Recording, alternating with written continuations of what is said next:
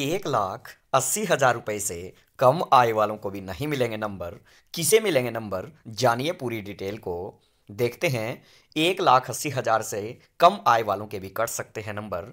2 लाख से अधिक आय वालों को मिल सकते हैं नंबर। अब आप कहेंगे सर ये ऐसा कैसे बोल सकते हैं आप कि 2 लाख से अधिक आय वालों को नंबर दे रहे हैं नो जॉब के, और 1,80,000 से कम आय वाले के नंबर आप काट रहे हैं। जी हाँ, मैं बिल्कुल सही बोल रहा हूँ। मेरे सामने कुछ ऐसा ही किस्सा आया है। आइए मैं आपको बताता हूँ। काफ़ी कैंडिडेट्स व्हाट्सएप मैसेज करते रहते हैं और मेरे पास 2-3 फैमिली आईडी आई जो मेरे सामने एक ऐसा केस आया, तभी मैंने चाहा कि इस वीडियो को बनाया जाए। एक बच्चे ने मेरे पास फैमिली आईडी भेजी। उसकी फैमिली आईडी में 1 लाख रुपए इनकम थी मात्र। उसने पूछा क्या सर मुझे नो जॉब के नंबर मिलेंगे, और मेरे घर में बोला कोई जॉब भी नहीं है। मैंने उसके चेक भी की, फैमिली आईडी में कोई जॉब नहीं थी, तो मैंने उसको मना कर दिया कि आपको नंबर बिल्कुल भी नहीं मिलेंगे नो जॉब के। जी हाँ, आप सही सुन रहे हैं। उसकी फैमिली आईडी में 1 लाख इनकम होने के बावजूद भी उसे नो जॉब के नंबर नहीं मिलेंगे। एक दूसरे बच्चे का किस्सा बता रहा हूं। दूसरे बच्चे ने मेरे पास फैमिली आईडी भेजी। उसकी फैमिली आईडी में 3.5 लाख के आसपास उसकी फैमिली आईडी में इनकम थी। उसने पूछा क्या सर मैं नो जॉब के नंबर ले सकता हूं। मैंने उसको कहा हाँ, निश्चित तौर पर आपको नो जॉब के नंबर मिलेंगे। फिर कहेंगे सर आप ऐसा कैसे बोल सकते हैं, तो मैं बताने वाला हूं इस किस्से को। देखिएगा, कुछ कैंडिडेट्स ने क्या किया, थोड़ी सी चालाकियां शुरू की।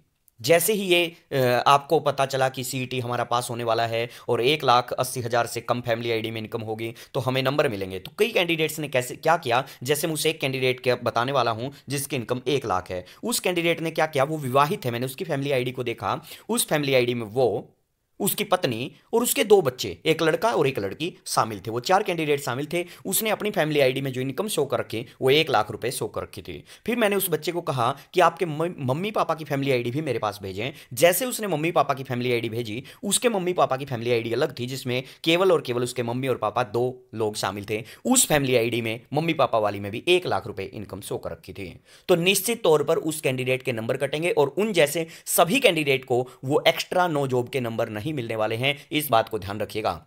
या तो आप अपनी उस इनकम को ठीक करवा लें, अन्यथा वहां पे वो 1 लाख और 1 लाख मिलाकर के वो इनकम 2 लाख बन गई है और इसलिए उसके 1,80,000 से क्रॉस हो जाएंगे। कोई बच्चा ये ना सोचे कि मम्मी पापा तो अब अलग फैमिली आईडी में चले गए हैं तो मुझे नंबर मिल जाएंगे। नहीं, बताने वाला हूं कौन कौन कैंडिडेट गिने जाएंगे, किसके फैमिली आईडी अलग होने से और किसकी फैमिली आईडी में एक में ही होने से नंबर मिलने वाले हैं। एक दूसरा किस्सा मैं आपको बताने वाला हूं। दूसरे किस्से में क्या हुआ, दूसरे किस्से में एक कैंडिडेट ने मेरे पास फैमिली आईडी भेजी। 3.5 लाख के आसपास उसकी इनकम थी। उसने कहा मेरे को मिलेंगे। मैंने कहा यस। क्यों ऐसा कहा, क्योंकि मैंने देखा उसका भाई गवर्नमेंट जॉब पे था और उसके भाई की ही वहां पर इनकम सबसे ज्यादा दर्शाई गई थी। बाकी सभी मेंबरों की मिलाकर के इनकम 50,000 रुपए भी नहीं थी।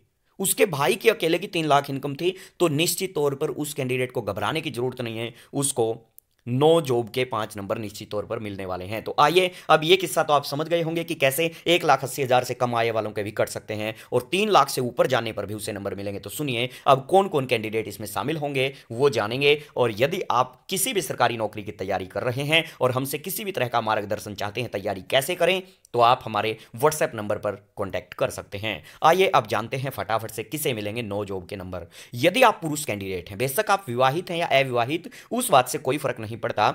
यदि आप पुरुष कैंडिडेट रहेंगे तो देखिए आपके केस में क्या क्या होने वाला है, मैं आपको यहां पे बताने वाला हूं। पुरुष कैंडिडेट के लिए आप स्वयं काउंट किए जाएंगे, आपके माता पिता भी काउंट किए जाएंगे, आपके अविवाहित भाई भी काउंट किए जाएंगे। तीनों काउंट होने वाले हैं। बेशक फैमिली आईडी अलग हो या ना हो, इन तीनों में से कोई भी न तो गवर्नमेंट जॉब पर पहले रहा हो न अब होना चाहिए। एक दिन की भी गवर्नमेंट जॉब चाहे पहले 10 साल पहले इनमें से किसी ने भी की हो तो उसे नो जॉब के नंबर नहीं मिलेंगे। इस बात को ध्यान रखिए। न तो सरकारी नौकरी की बात है इनमें से, न तो अब हो ना पहले की हो, या इसके अलावा बेशक सरकारी नौकरी क्यों ना हो, इन तीनों में से फैमिली आईडी, फैमिली में मतलब इन तीनों की इनकम मिलाकर बेशक इन तीनों की 3 फैमिली आईडी भी क्यों ना हो, इन तीनों की 3 फैमिली आईडी भी क्यों ना हो, उन तीनों फैमिली आईडी में मिलाकर 1,80,000 को यदि क्रॉस कर गया तो फिर नो जॉब के नंबर नहीं मिलेंगे। ये बात आपको समझ आ गई होगी। यदि वो अविवाहित कैंडिडेट है तो ये 3 गिने जाएंगे। यदि वो विवाहित कैंडिडेट है तो साथ में उसके पत्नी, और यदि बच्चे भी हैं तो बच्चों में लड़की नहीं उसके पुत्र,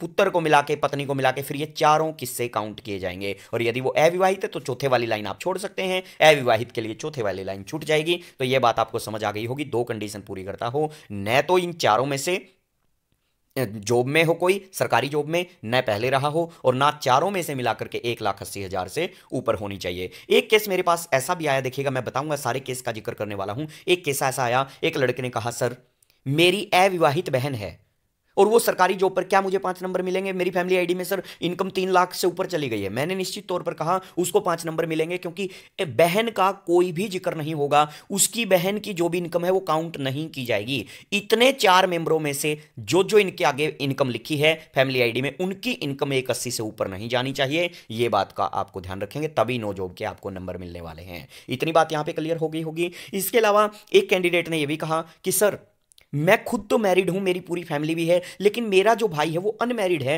और वो अनमैरिड जॉब पर है, क्या मुझे नंबर मिलेंगे? बिल्कुल नहीं मिलेंगे, क्योंकि मैंने बताया 3 नंबर पॉइंट देखो, अविवाहित भाई, बेशक फैमिली आईडी चाहे आपने 4 बनवा ली हो, अविवाहित भाई है यदि वो और आप बेशक विवाहित हैं, तो आपके साथ वो काउंट होगा। उस अविवाहित भाई को आप फैमिली आईडी से अलग करके उसे एक परिवार से अलग नहीं कर सकते, वो आपके परिवार की परिभाषा में शामिल रहेगा।